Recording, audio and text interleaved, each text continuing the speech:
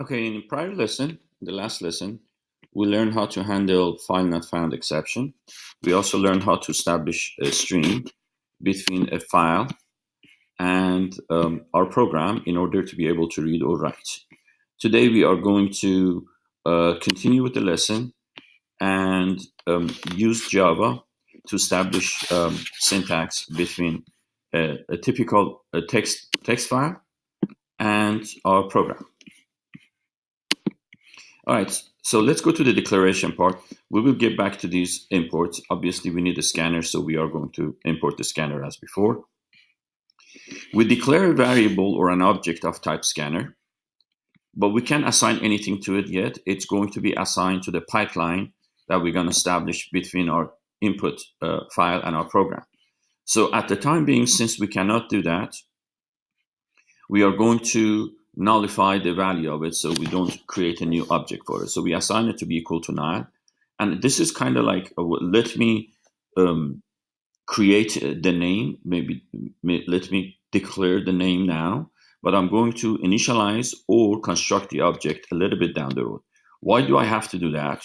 It's just because of the fact that that input file might not be found, and it must be put between the try and a catch block.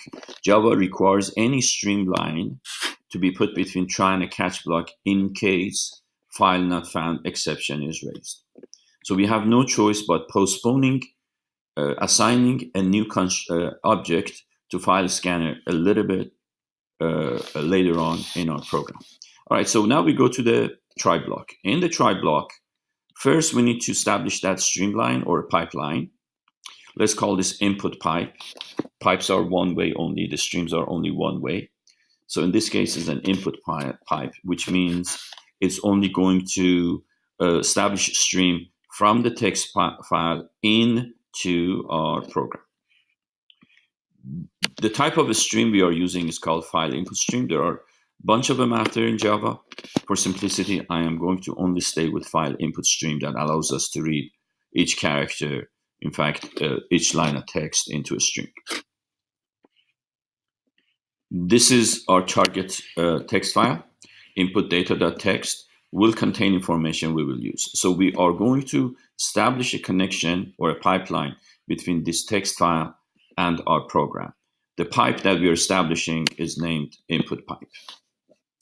Once we have established this input pipe, we are ready to give it to the scanner. So the scanner is going to be an object that is going to read information coming from this pipe as a stream of data.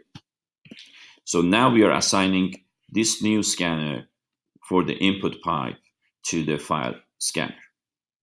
Before we proceed from here to the rest of our program, we need to also handle the catch block.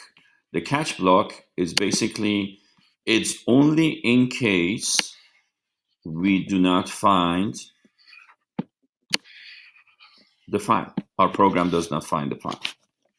So again, similar to if statement, it basically says catch file not found exception, and we're just going to choose a generic name E, and you can do that in your program without losing points, since we are not using it anywhere in our primitive programming. In advanced programming, you will have information you can use from the E. And then inside our catch block, we simply just state that, well, file was not found. So we state that to the terminal, avoiding a sudden crash from the program.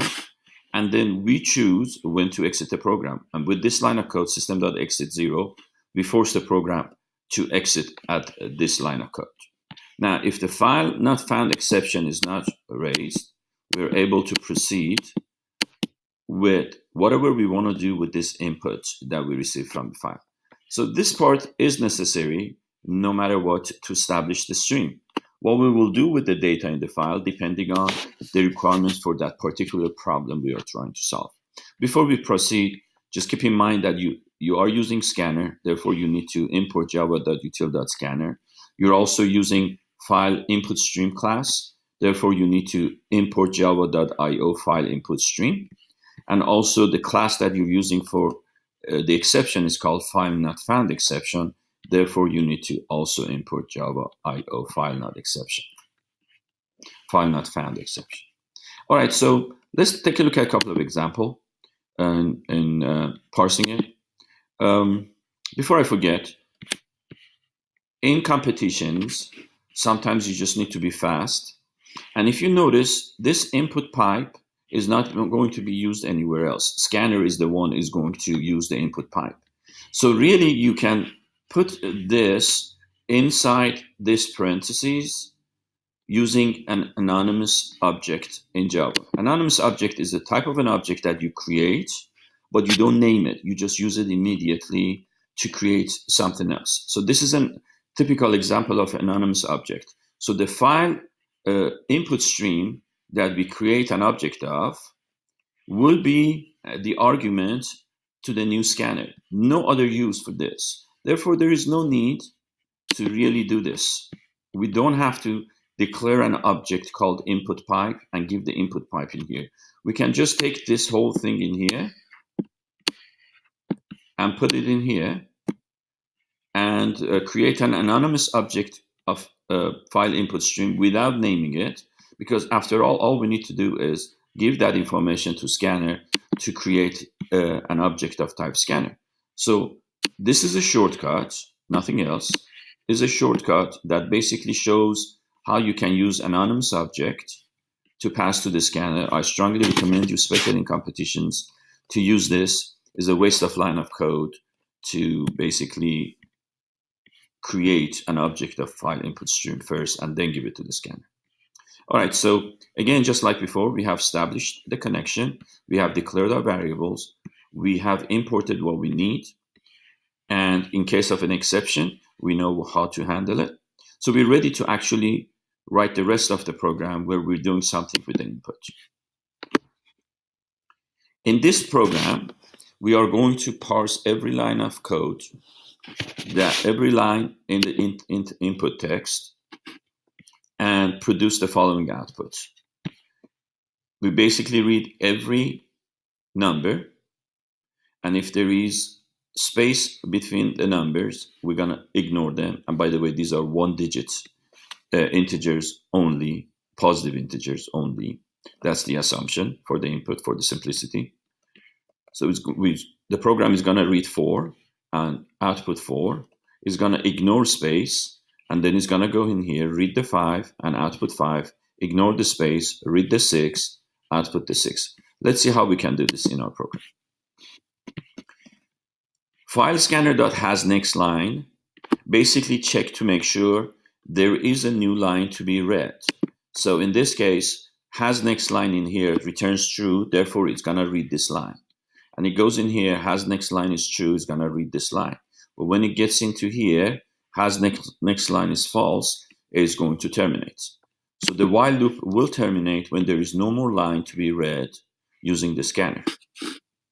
The next line of code, we are going to use next line from our scanner class to read the very first line of data from the input data text file. And we're going to store it in a string called file line. And then in here, I am parsing every character. If it's empty, I am going to ignore it. If it is not empty, I am going to print out simply that certain character. Take a little time. You may want to pause this video and understand what this part is doing for you and how I'm actually parsing the code.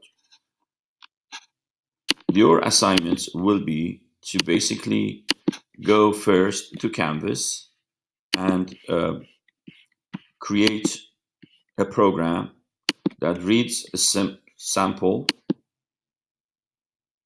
from sample.txt and echoes it out. Read the assignment carefully, and after you're done with that assignment, go to input number 2 and complete the second assignment and submit both assignments via Canvas. Thank you.